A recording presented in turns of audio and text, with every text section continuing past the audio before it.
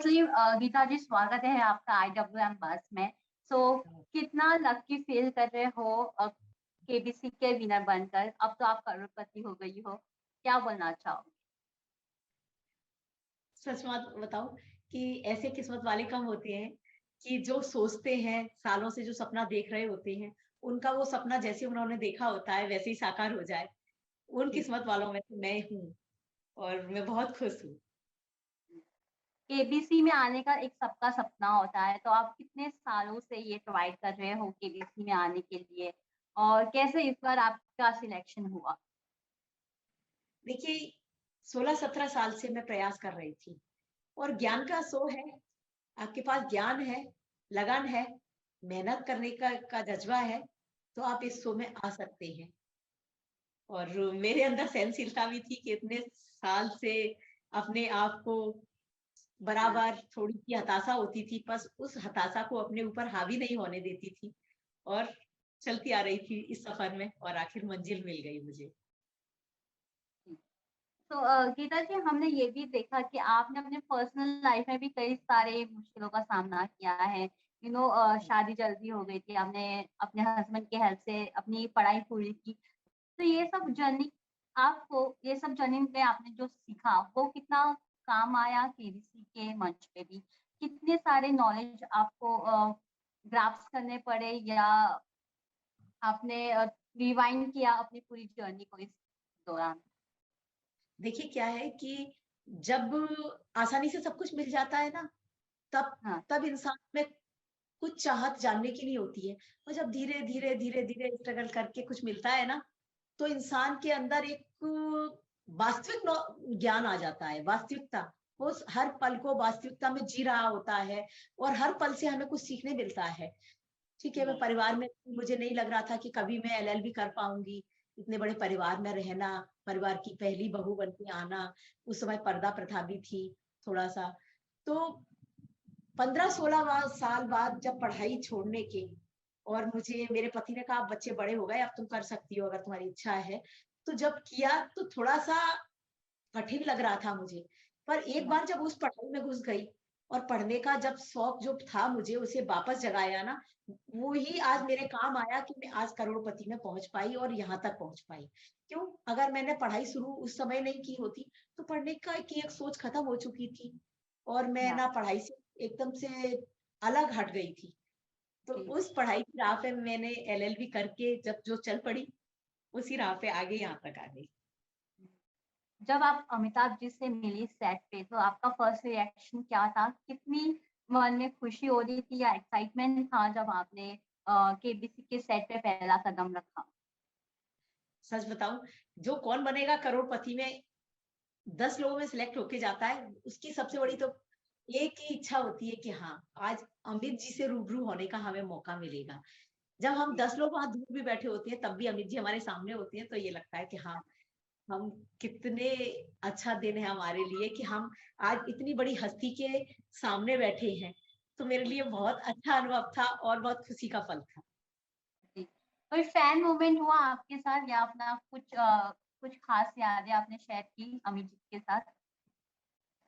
हाँ, सर ने जैसे कि मेरे से मेरे लिबास के बारे में पूछा, मेरी सोच के बारे में पूछा और जैसा कि है ना मैं बच्चियों के लेके, महिलाओं को लेके हमेशा ही मुझे ऐसा लगता है कि हाँ, कुछ भी कहीं भी आज कुछ गलत होते देखती हूँ ना, तो कई बार ऐसा होता है कि हम चाह के भी कुछ कर नहीं पाते हैं, परंतु मैं है ना उस बात से को मानती भी नहीं थी। जैसे कि मान लिया कि मेरे सामने कोई गलत कर रहा है, अगर मुझे मालूम है अगर मैं उसे रोक नहीं सकती हूँ, तो मैं उसके साथ तो कभी खड़ी नहीं होंगी।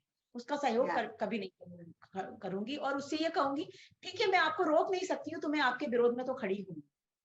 तो ये जो सोच थी, मैंने सर के साथ अपनी सोच बेटियों को लेके, महिलाओं को लेके शेयर की।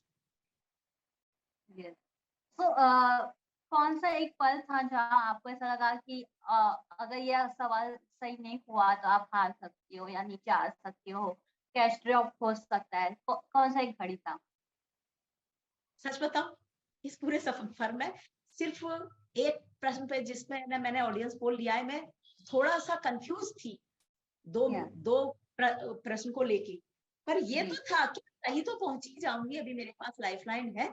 थोड़ा सा कंफ्यूजन था, और जब मैंने ना लाइफलाइन के लिए बोल दिया तो अचानक क्लिक भी कर गया कि अरे ये तो मुझे लगता था, फिर मुझे लगा नहीं ठीक है।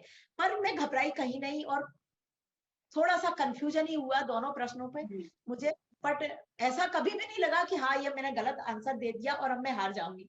मेरी बेटी भी बाद में मेरे से कह रही थी, आपने ऐसे आंसर दे रहे थे और मैं डर रही थी।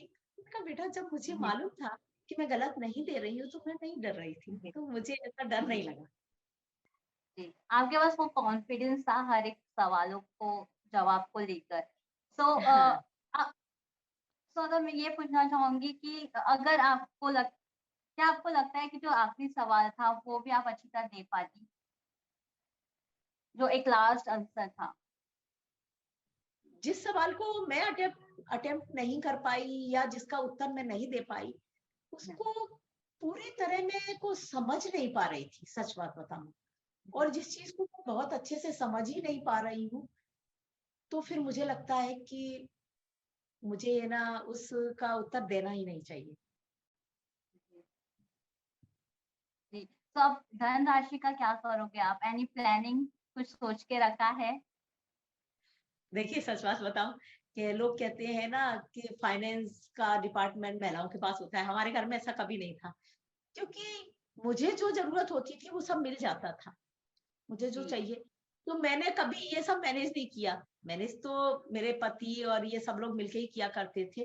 हुँ, तो अभी मैंने ऐसा कुछ खास तो नहीं सोचा है, पर हाँ, पहली कमाई से बहुत कुछ करना चाहूँगी मैं, जी, क्योंकि आज तक मैंने 1 रुपया भी कमाया नहीं है। आज ये मेरी पहली मेहनत की हुँ, कमाई है। बहुत मेहनत भी मैंने की है इसके लिए। कई रातों की जी, नींद खोई है मैंने इसके लिए। तो मैं अपनी मर्ज़ी से, अपनी खुशी से बहुत कुछ करना चाहूँगी सभी के लिए। अपने बच्चों के लिए, अपने परिवार के लिए, अपने बिज़नेस व्यवसाय को बढ़ाने के लिए, सभी के लिए करना चाहूँगी। जी।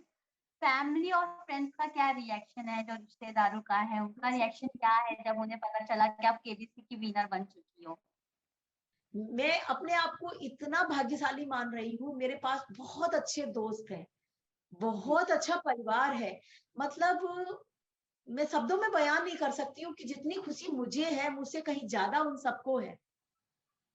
और मेरी खुशी को कई गुना बढ़ा दिया है मेरे परिवार ने, मेरे फ्रेंड्स ने, और मुझे ऐसे सम्मानित कर रहे हैं, ऐसा मतलब एहसास हो रहा है कि ये सब उन्हीं की जीत है, उन्होंने ही की है। मतलब जी, वो अपने आप को फ़ील कर रहे हैं मेरी जगह, तो मुझे बड़ा अच्छा लग रहा है कि हाँ, मैं बहुत भाग्यशाली हूँ कि मेरे साथ इतने सारे अच्छे लोग हैं। जी। उन्हीं तो की दुआएँ थी। फाइनली हाँ जी। एक मैसेज हो जाए उन सभी के लिए जो केबीसी में आने के लिए हमेशा प्रयास करते हुए आए हैं और अभी तक हार नहीं मानी है। देखिए, मैं सभी से ये कहना चाहूँगी, हार मत मानिए। आप ज्ञान के शो से जुड़े हैं, तो ज्ञान किसी को हारने की शिक्षा नहीं देता है, जीतने की ओर ले जाता है। थोड़ा-सा धैर्य रखिए, थोड़ा-सा प्रयास करिए और अपने ज्ञान को बढ़ाते रहिए। एक दिन जैसे मैं सफल हुई, वैसे आप सब भी सफल होंगे। ये मेरा दावा है आपके साथ। थैंक यू गीता जी अपना टाइम देने के लिए and all the best for the further project. Thank you so much.